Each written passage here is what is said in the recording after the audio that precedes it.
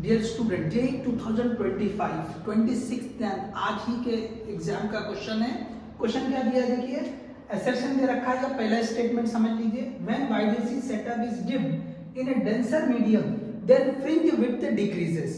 अगर YDSE setup को हम किसी डेंसर मीडियम में डिप्ड कर देते हैं तो उसकी फ्रिंज विड्थ डिक्रीज हो जाती है। तो ऑब्वियसली देखिए, जो फ्रिंज विड्थ होती है वो हमने पढ़ रखा है, it is lambda D by D. Okay, lambda D by D ये जो है फ्रिंज विड्थ होती है। This is we are having width, okay, fringe width. तो अब देखिए लेमडा, ये जो फ्रिंज विड्थ है it is directly proportional to lambda. तो अब ये जो डेंसर मीडियम की बात करेंगे तो डेंसर मीडियम में जो लेमडा वेवलेंथ होगी that is equal to lambda by mu.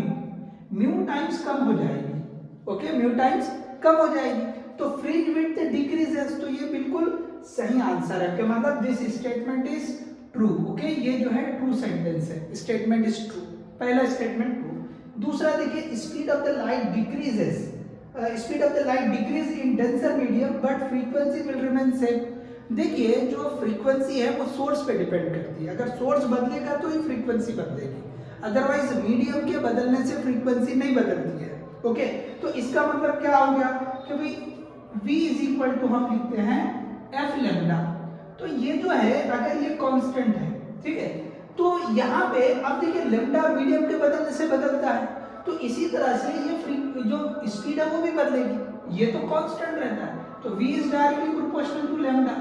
तो अगर ये लाइट जो है, सॉरी, डेंसर मीडियम में क्या होता है कि ये लेमडा वेवलेंथ डिक्रीज हो जाती है, सो स्पीड भी डिक्रीज होगी। तो इसका मतलब ये वाला भी जो सेंटेंस है, डेंसर मीडियम में स्पीड डिक्रीज होती है लाइट की, so that is also true.